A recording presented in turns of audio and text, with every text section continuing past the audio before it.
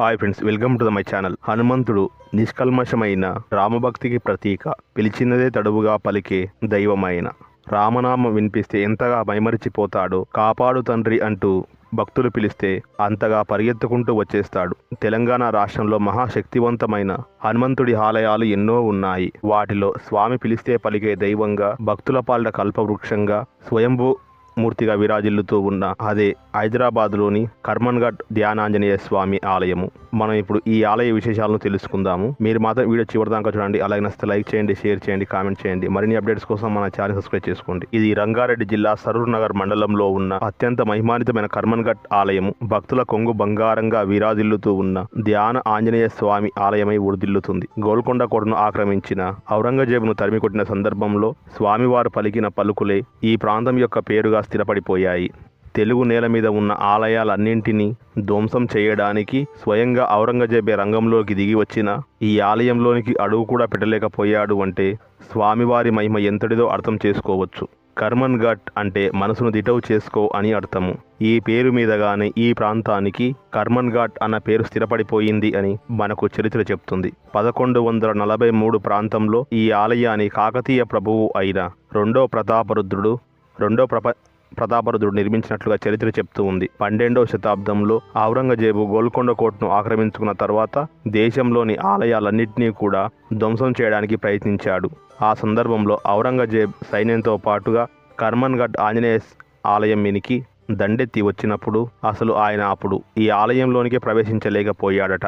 ఆగ్రహించి ఆలయ ప్రధాన ద్వారాన్ని పగలగొట్టడానికి ప్రయత్నం చేసినప్పుడు పిడుగుపాటు లాంటి అతి భీకరమైన ఒక ధ్వని వినిపించిందట. ఆ ధ్వని విని ఔరంగజేబ్ భయపడిపోయాడు అని, దమ్ముంటే నా ఎదుట నిలబడు అని అతను అన్నప్పుడు దేదీవ్యమానమైన ఒక వెలుగు ఆలయమంతా కూడా ప్రసరించింది అని, ఆ వెలుగు నుంచి ఆంజనేయ స్వామి రూపము కొంతకాలం పాటు ఉండి అదృశ్యమయ్యింది అని, ఆ సమయంలో స్వామి ఔరంగజేబుకి కర్మన్ఘట్ అంటే నీ మనసును గట్టిగా చేసుకో అని చెప్పాడని, అప్పటి నుంచి ఈ ఆలయాన్ని కర్మన్ఘట్ ఆలయము అన్న పేరు వచ్చిందని, స్వామిని చూసిన ఔరంగజేబు భయపడి తనకు తానుగా ఈ ఆలయం జోలికి రాకుండా వెళ్ళిపోయాడు అని స్థల పురాణం చెప్తుంది. నమ్మి కొలిచిన భక్తుల పాలిట కల్పవృక్షమై విరాజిల్లుతూ ఉన్న ధ్యాన ఆంజనేయ స్వామి ఇక్కడ ధ్యానమూర్తిగా పిలిచాడు. కాకతీయుల కాలంలో రెండో ప్రతాపరుద్రుడు స్వయంభూ మూర్తి అయి దర్శనమిచ్చిన ఈ స్వామికి ఇక్కడ ఆలయాన్ని నిర్మించాడు అని చరిత్ర చెప్తూ ఉంది. నాటి నుంచి నేటి వరకు స్వామి కోరి కొలిచిన భక్తులకు కొంగు బంగారమయ్యి కోటి వరాలను అనుగ్రహించే దైవంగా విరాజిల్లుతూ ఉన్నాడు. కర్మన్ఘట్ ఆంజనేయ స్వామి ఆలయము తెలంగాణ రాష్ట్రంలో ఉన్న అత్యంత పురాతనమైన ఆలయాలలో ఇది కూడా ఒకటి. కాకతీయుల కాలంలో ఈ ఆలయ నిర్మాణం జరిగింది. ఇప్పుడు మనం హైదరాబాద్గా పిలుచుకుంటూ ఉన్న తెలంగాణ రాష్ట్ర రాజధాని అయిన భాగ్యనగరాన్ని ఒకప్పుడు లక్ష్మీపురము అని పిలిచేవాళ్ళు. కాకతీయ ప్రభువుల ఏలుబడిలో ఉన్న కాలంలోనే ఈ ప్రాంతము లక్ష్మీపురంగా ప్రసిద్ధి చెందిన ప్రాంతము. ఇక్కడ ఈ ప్రాంతంలో ఆనాడు చెట్లు చేమలు గుట్టలతో పూర్తిగా అరణ్య ప్రాంతంగా ఉండేది. ఈ ప్రాంతంలో స్వయంభూ అయిన ధ్యాన ఆంజనేయ స్వామి విగ్రహము కొలువు తీరిన చోటు కర్మన్ఘట్ ఆలయంగా ప్రసిద్ధి చెందింది. 1148వ సంవత్సరంలో కాకతీయ ప్రభువు అయిన రెండవ ప్రతాపరుద్రుడు వేట నిమిత్తము ఈ ప్రాంతానికి వచ్చి అలసిపోయి ఒక బండపైన విశ్రమించాడట.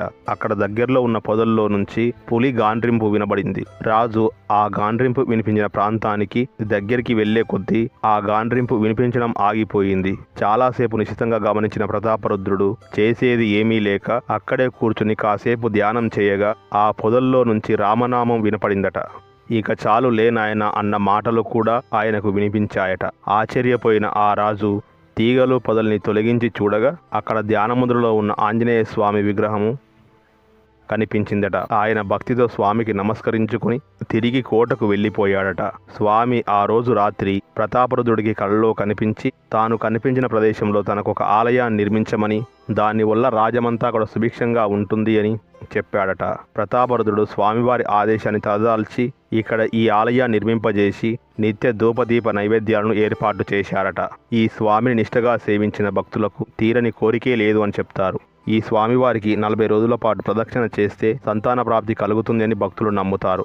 ఈ నమ్మకం ఒమ్ము కాదు అనడానికి అనేక సందర్భాలు కూడా ఉన్నాయి. భారతదేశంలోని ప్రసిద్ధి చెందిన ఈ ఆలయాన్ని దర్శించడానికి విదేశాల నుంచి కూడా భక్తులు వస్తూ ఉంటారు. ఇక్కడ ఎవరైనా సరే కొత్త వాహనాలు కొనుక్కున్న భక్తులు వెంటనే ఈ ఆలయానికి వచ్చి వాహన పూజలు చేయించుకొని వెళ్తారు. విద్య, ఉద్యోగం, వ్యాపార అభివృద్ధికై, వివాహము, సంతాన భాగ్యము, ఇలా ధర్మబద్ధమైన ఏ కోరిక కోరుకున్నా ఈ స్వామి వెంటనే భక్తులను కరుణిస్తాడు అని ప్రతీది.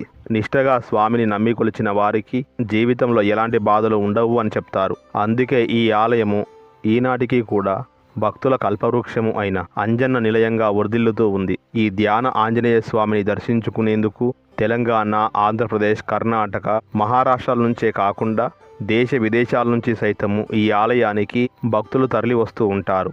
కాకతీయుల కాలంలో నిర్మితము అయిన ఈ ఆలయము కాలక్రమంలో ఎంతగానో వైభవాన్ని సంతరించుకుంటూ వస్తుంది. ఇదే ప్రాంగణంలో కొలువు తీరిన అనేక మంది దేవీ దేవతలు ఇక్కడికి వచ్చిన భక్తులపై వరాల జల్లు కురిపిస్తూ అనుగ్రహిస్తూ ఉన్నారు. ఏటా కూడా కార్తీక పౌర్ణమి పర్వదినాన ఈ ఆలయంలో అత్యంత వైభవంగా కార్తీక దీపోత్సవం జరుగుతుంది. నిరంతరం రామనామ ధ్యాని అయిన ఆంజనేయుడు ఇక్కడ ధ్యానాంజనేయ స్వామిగా కొలువు తీరి భక్తులను అనుగ్రహిస్తూ ఉన్నాడు. ఇక్కడ స్వామివారిని దర్శించుకున్న భక్తులు సువిశాలమైన గర్భాలయం నుంచి కదలి ముందుకు వచ్చి సంతోషిప్రదాయిని అయిన సంతోషి మాతను దర్శించుకుంటారు. అలా కొంచెం ముందుకు రాగానే కోదండరాముడు, నాగేశ్వర స్వామి కొలువు తీరి ఉన్న సన్నిధి మనకు కనబడుతూ ఉంటుంది. వీరిరువురు కూడా ఒకే ఉపాలయంలో ఉంటారు. తరువాత భ్రమరాంబ సమేత స్ఫటిక లింగేశ్వర స్వామి సన్నిధి కూడా మనం ఇక్కడ చూడవచ్చు. కాశీ విశ్వేశ్వర స్వామి, వేణుగోపాల స్వామి కూడా ఈ ప్రాంతంలో కొలువు తీరి భక్తులను అనుగ్రహిస్తూ ఉన్నారు. ఈ ఆలయ ప్రాంగణంలో పెద్ద రావి చెట్టుకు ప్రదక్షిణలు చేస్తే సంతాన భాగ్యం కలుగుతుంది అని ప్రతీది. ఈ రావి చెట్టు మొదట్లో నాగదేవతల ప్రతిమలు కూడా ఉంటాయి. మరొక పక్కన సుబ్రహ్మణ్యేశ్వర నాగదేవతల విగ్రహాలు ప్రతిష్ఠితము అయిన ఉప ఆలయం కూడా మనకు కనబడుతూ ఉంటుంది. ఈ సుబ్రహ్మణ్యేశ్వర స్వామి నాగదేవతల రూపాలను నిష్టగా కొలిచిన ఎంతోమంది భక్తులకు జాతక బాధలు తొలగిపోతాయి అని, తప్పనిసరిగా సంతాన ప్రాప్తి కలుగుతుంది అని ప్రతీది. కర్మన్ఘట్ ఆంజనేయ స్వామి ఆలయంలో నిత్యం రోజు కూడా 4:30 నుంచి సుప్రభాత సేవ జరుగుతుంది. ఉదయం 5 గంటలకు శ్రీ ధ్యానాంజనేయ స్వామికి ప్రత్యేకమైన అభిషేకం జరుగుతుంది. ఉదయం 6 గంటలకు స్వామివారికి హారతి, మంత్రపుష్పము, నిత్యం ఉదయం 6:30 గంటల నుంచి మధ్యాహ్నం 1 గంట వరకు స్వామివారికి అష్టోత్తర నామార్చనలు, ఆకుపూజలు జరుగుతాయి. మధ్యాహ్నం 1:30 మధ్యాహ్న పూజ, హారతి, మంత్రపుష్పము, మళ్ళీ మధ్యాహ్నం 1:30 నుంచి రాత్రి 9 గంటల వరకు స్వామికి అష్టోత్తర నామార్చనలు, ఆకుపూజలు జరుగుతాయి. రాత్రి 9:30 స్వామివారికి హారతి, మంత్రపుష్పం ఉంటాయి. ప్రతిరోజు కూడా సాయంత్రం 6 గంటలకు ఆకాశ దీపారాధన, 6:30 స్వామివారి పల్లకీ సేవ ఉంటాయి. అలాగే ఈ ఆలయ దర్శన వేళలు, ఈ ఆలయము మామూలు రోజుల్లో ఉదయం 6 గంటల నుంచి మధ్యాహ్నం 12 గంటల వరకు, తిరిగి సాయంత్రం 4:30 గంటల నుంచి రాత్రి 8:30 గంటల వరకు తెరిచి ఉంటుంది. మంగళవారం నాడు మాత్రము ఉదయం 5:30 గంటల నుంచి మధ్యాహ్నం 1 గంట వరకు, సాయంత్రం 4:30 గంటల నుంచి రాత్రి 9 గంటల వరకు కూడా తెరిచి ఉంటుంది. ఇది తెలంగాణ రాష్ట్ర రాజధాని అయిన హైదరాబాద్లో ఉన్నటువంటి ఈ ఆలయానికి చేరుకోవడానికి చాలా సులభమని చెప్పాలి. దేశంలోని అనేక ప్రాంతాల నుంచి హైదరాబాదుకు బస్సు, రైలు సౌకర్యాలు అందుబాటులో ఉన్నాయి. హైదరాబాద్ మహాత్మా గాంధీ బస్టాప్ నుంచి, అలాగే సికింద్రాబాద్ రైల్వే స్టేషన్ నుంచి నేరుగా ఈ ఆలయం దగ్గరికి వెళ్ళడానికి సిటీ బస్సులు అందుబాటులో ఉన్నాయి. ఇవి కర్మన్ఘట్ ఆంజనేయ స్వామి ఆలయ చరిత్ర. ఓకే, మరి వీడియోస్ లైక్ చేయండి, షేర్ చేయండి, కామెంట్ చేయండి. మరిన్ని అప్డేట్స్ కోసం మన ఛానల్ సబ్స్క్రైబ్ చేసుకోండి. Shri Chaitanya